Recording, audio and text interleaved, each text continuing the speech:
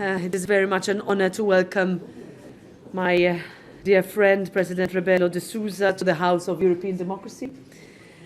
This House still remembers your first visit to a European institution when it was held here in Strasbourg in 2016, a few months after your first election as President of Portugal. It says everything about your respect for this Parliament.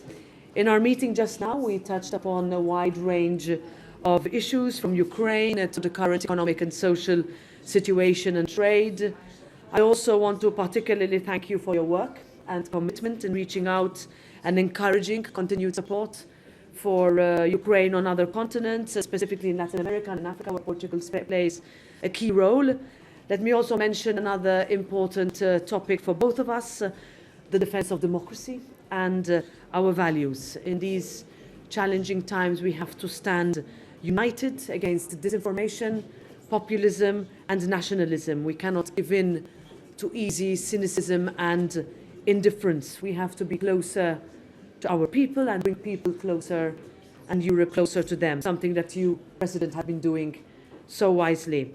I know that Portugal is remarkably Euro-optimistic, if I can use this term, but we have learned anything from last year, it is that we cannot not take Europe for granted. We need to keep fighting for it. So, President Marcelo, I look forward to hearing your thoughts on Europe today, just as I look forward to seeing you again in Lisbon in a few weeks' time. Muito obrigada. The floor is yours.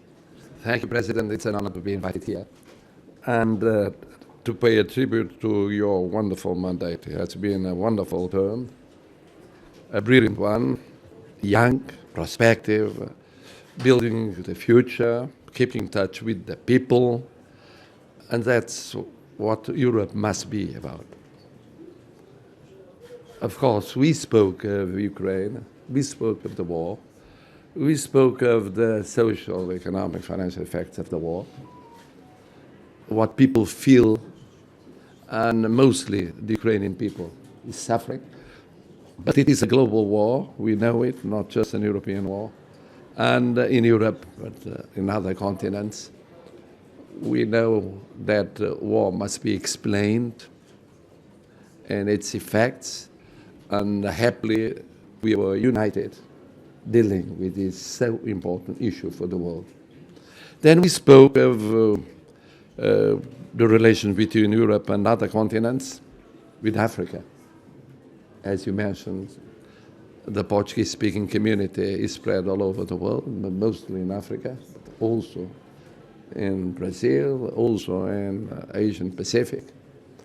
And the relations with Latin America, so important for Europe not to be a reality that is closed, but on the contrary, be open to the world, understanding the world, and playing the role of a global power. Europe is a global power. And then, of course, we spoke of the challenges of these days for democracy, for representation, for pluralism, for freedom, for liberty. And we must anticipate. The only way of fighting against inorganic movements, so-called populism, is to be there and address the problems of the people, not having gaps that are being filled by someone else, anti-systemically, or a little bit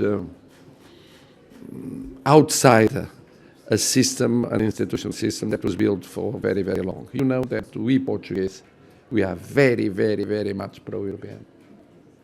All the polls show it. We owe Europe our democracy, our freedom, our economic and social development, and we are very grateful for it. But it's not a job that is done. We must build democracy every day, freedom every day, economic and sustainable development every day. And that's what you're doing, President and dear friend. That's why really we are very glad to have you in Portugal in June, not only working with and being received by the Parliament, the Prime Minister, the President, but being a guest of honor, a speaker in the Council of State, which is very rare. Just very few personalities came from abroad to lecture us about their experiences being so young with so much future. It's an honor and a unique opportunity for Portugal and the Portuguese. Thank you. Thank you. So, Madam President, if you don't mind, I'll ask a first question in the name of my colleagues to the Portuguese President in Portuguese. Sr. Presidente, há 7 anos, quando aqui discursou pela primeira vez, deu ao Parlamento Europeu garantias de estabilidade política num governo que era de vários partidos políticos, chamada geringonça. O que lhe pergunto é se 7 anos depois está em condições de continuar a garantir ao Parlamento Europeu que há uma estabilidade política em Portugal, que não haverá uma crise política e que Portugal irá cumprir todos os seus compromissos europeus. Muito obrigado. Well, you're right. 7 years ago, I came just 1 month and 4 days. Just after I took office March the 9th, I came April the 13th to show 2 things. First, Portugal was, is, will always be pro-European, fully committed to the European Union. And at the same time, there were some doubts around about a new cycle of our political life. Because for the first time, we had in government, well, not in government, supporting the government, parties that had been before criticizing some of the European politics, financial, economic politics. And the doubt was this one. Is Portugal going to be the same, not only under the point of view of stability, but of pro-European choice as it had been ever since the beginning? And my answer was yes, and it did happen. 7 years later, 7 years and several months later, we can see we did the same we had been doing before. And of course, that's the case today. It will be the case in the future. Portugal is very, very stable in all the issues and mostly European issues. It's one of the key points. It doesn't depend upon the presidents and prime ministers and the governments, or the parties. The Portuguese as a whole, they are pro-European. So, in Portuguese, há 7 anos e uns meses, tratava-se de reafirmar o óbvio. Portugal é europeu, ia continuar europeu, não dependia de presidente, primeiro-ministro, de governos. Havia dúvidas sobre o novo ciclo da vida política. Não houve dúvidas nenhumas. Não há dúvidas nenhumas hoje, não haverá dúvidas no futuro. Okay, thank you. There's one more. Good morning, Madam President. This is for you.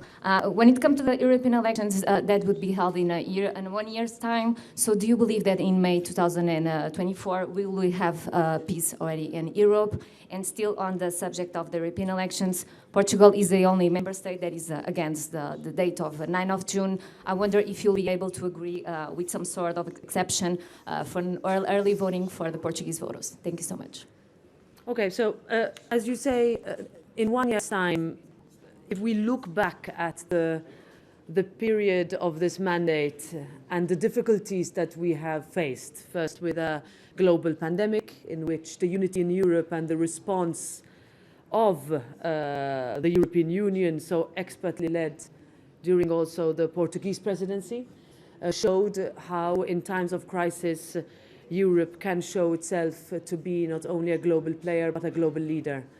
Similarly, as soon as Russia invaded Ukraine, and since then, in solidarity, but also in full commitment to ensuring the geopolitical and also security of our continent, important discussions and decisions on Ukraine and Moldova becoming candidate countries to enter the European Union, and now moving forward as to how we continue to diversify our energy mix, to make sure that our continent is cleaner, it's healthier, to make sure our economies are healthier, to make sure that the social and economic impact of what our citizens are feeling is addressed by our policies. Huge amount of legislation left before us to adopt, to negotiate. I am optimistic, I am confident that we can manage under the current Swedish presidency, incoming Spanish presidency, and then the Belgian presidency, going into an election where we can once again look with optimism to a Europe that is strong and a parliament that represents that strength at its very core.